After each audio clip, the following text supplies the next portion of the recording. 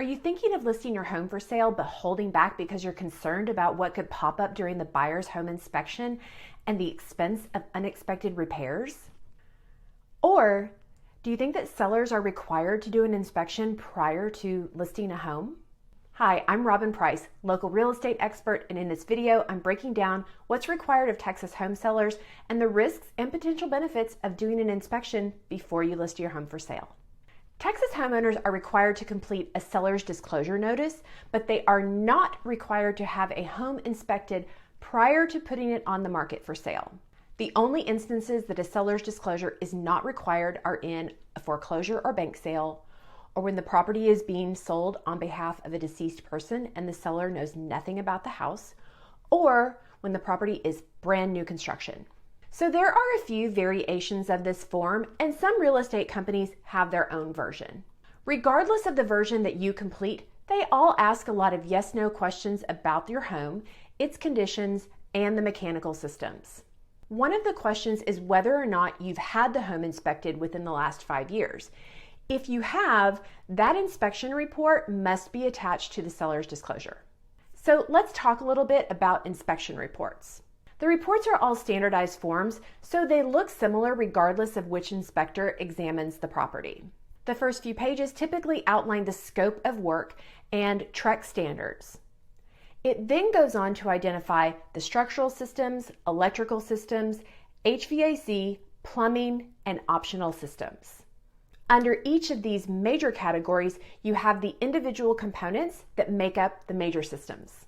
So for example, under structural systems, you have the foundation, grading and drainage, the roof, attic, walls, ceilings and floors, doors, windows, stairways, fireplace or chimney, porches, balconies, decks, and lastly, attached carports.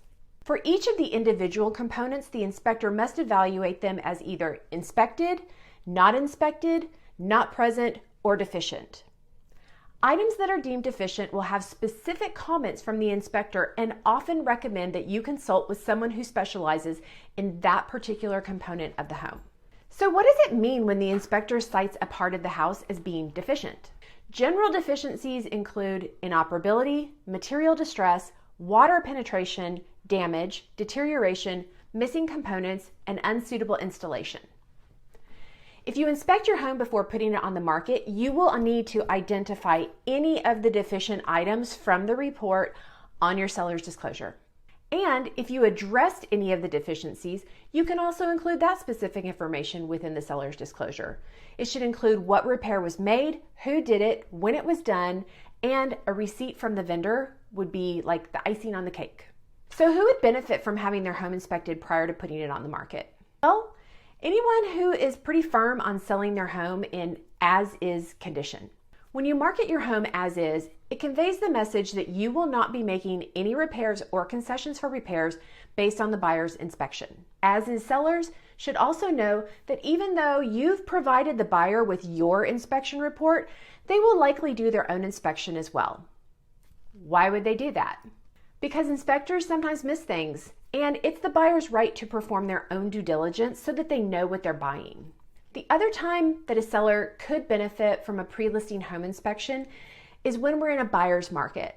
Now, I know we've not seen that for quite a while in Dallas-Fort Worth, but providing that information prior to listing and then potentially making some repairs could put you ahead of the competition in a buyer's market. Lastly, if you're the type of person who just doesn't like uncertainty and surprises, then have your home inspected before you put it on the market. Just remember that the buyer will likely do their own inspection, and be prepared to say no if the buyer comes back and asks for a price reduction or any sort of other concession based on their inspection, especially if that item was already identified in the report that you provided them. If your home is fairly new, if it's been well maintained, if it inspected well when you purchased it, or if you're not apprehensive about negotiating repairs or concessions after the buyer's inspection, then you should be fine to put your home on the market without doing a pre-listing inspection. That's all I have for you in this video. So what's coming next month? Well, we are coming up on market value assessment season here in Texas. So next month I'll release content to help you understand how to protest your value assessment from the appraisal district so that you can lower your property tax liability. If you're a homeowner, you won't want to miss this, so make sure you click the subscribe button on my YouTube channel or send me your contact information so that I can deliver it directly to your inbox. Thanks for watching and have a great day.